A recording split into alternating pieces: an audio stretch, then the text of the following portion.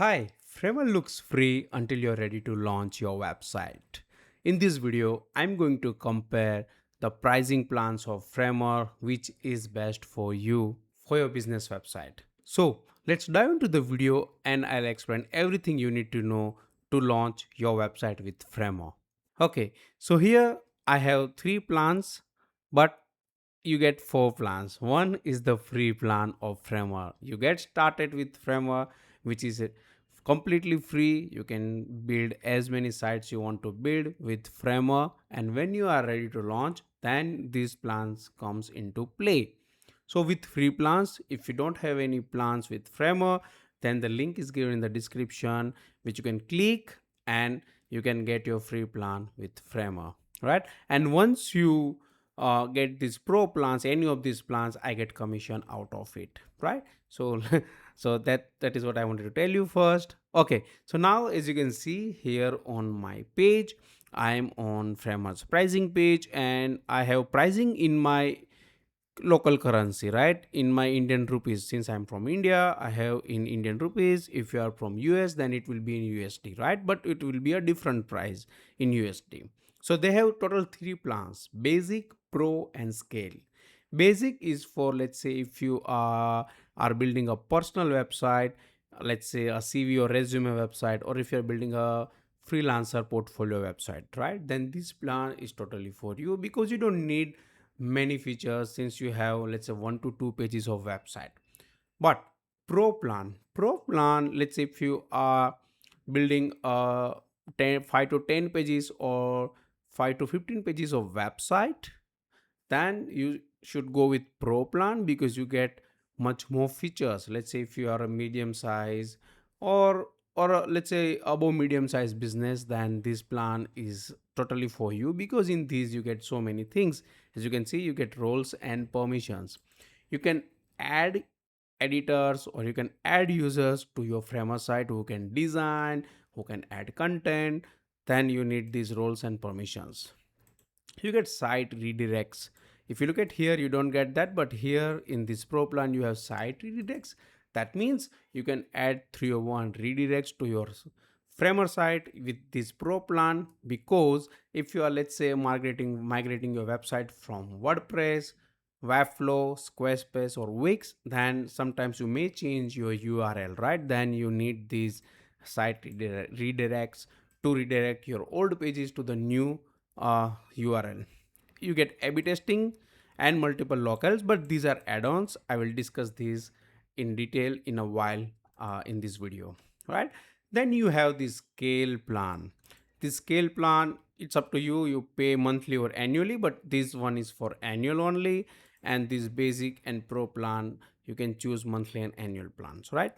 So here, as you can see, they give you so many things. They give you events and funnels, they give you custom locales, regions, priority support. If you have any doubts, any queries, then you can have this priority support, and these limits to your bandwidth and premium CDN, right?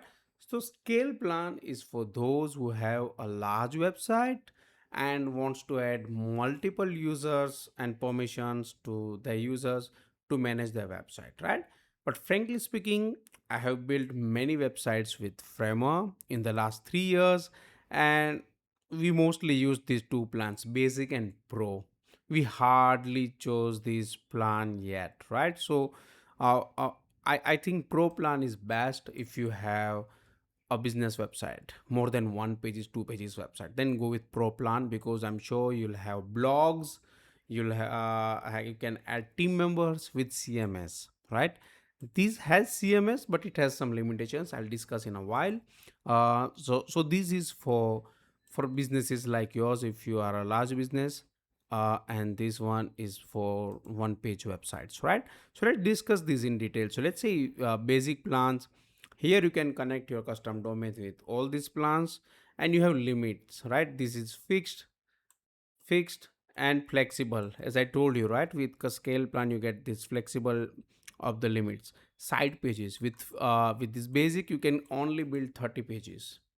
With pro you can build 150 pages, and with scale plan you can build 300 pages, right? And the CMS pages are different, right? There you can't count CMS pages in these 300. These are the static pages. CMS collection, you get only one in this basic plan. Let's say I want to add a blog, right? And blog has categories, tags, and authors. Then I can't go with this basic plan. I have to choose this pro plan because I can create those collections, and inside that I have to add details, right? Here you get with pro 10 collections, with scale 20 collections you can get. And CMS items, you can get 1000 CMS items. Means inside a collection you can have items, right? That is called the CMS items. CMS collection is the parent, and inside that you have items, which is called CMS items.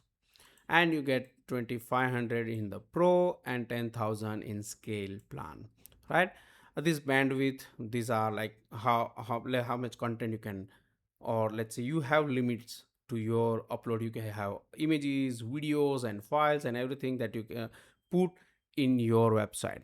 Your hosting, all these are technical things. Analytics history, you get this history which you can add password protected pages also, right? With these all these plans you can get this site search. So many things you can get with these plans. As I told you earlier, site redirects you can only get that with pro and scale plan of framework. Then you add static files. See, you can add with pro and scale plan only, not with the basic plan. Then the staging environment, yes, in the pro and scale you get, but not with this basic plan, right? So live collaboration, let's say if you want to add some users to your website, once you are on a pro plan, basic plan, or a scale plan, then now you feel like I want to add someone else who can come and add blogs to my website or write content. Or let's say if you have a copywriter who comes and change content for your website, then you have, let's say, these ones additional editors, right? 700, it's in rupees, so it's up to your currency in your country, right? So this is what you have to pay if you want to add someone else to your site. Now stats, right?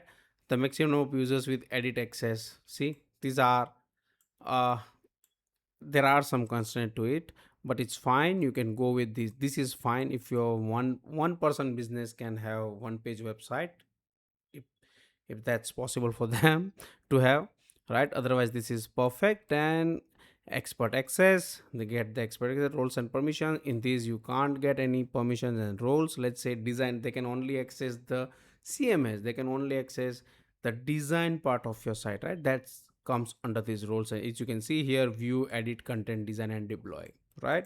Those access you can assign. Now let's talk about add-ons. For add-ons you can add, let's say, multi-language, they call it locales, translation locales. And then convert, which is for A/B testing, funnels, and customization with triggers. Let's say this button clicks, what happens, right? You want to add anything in that URL, that so that you can track later, right? So that you have A/B testing, you have funnels, you have advanced hosting, right? With multiple sites and custom headers. So this is a different thing, but these are the add-ons you can get, right? You have to pay for these add-ons because there are add-ons on top of your plans, the normal plans that you have chose, right? So this is what this pricing looks like for Framer websites. So if you are already have any plans and if you want to downgrade to anything as per your needs, then these, I'm sure this video will help you. And if you are looking to build a new website and planning to go with Framer, then this will help you, I'm sure, because Webflow has some limitations. They don't give you CMS in basic plan, right? But Framer gives you. Even in WordPress, it's complicated, right? WordPress. But let's talk about Squarespace and Wix. They becomes very hard to manage by yourself, and you don't get much more freedom as to design your site your way, right? In those platforms. So I think this is perfect. You get so many things with Framer site to build, and you can also integrate with third party, and you can also access the apps inside Framer. using the Framer marketplace if you want to add any third party integration with your website once it's ready, right? Otherwise, you get the SEO tool, built-in SEO tool, where you can connect with Google Analytics and other tracking platforms, let's say Pixel and all, right? So this is what you get with Framer, and I hope you enjoyed and learned something out of this video. And if you want to learn more in detail, you can reach out to me or leave comments in the comment area. By the way, don't forget to use the link given in the description, right? If you are planning to, let's say, get started with Framer or want to upgrade your plan with Framer.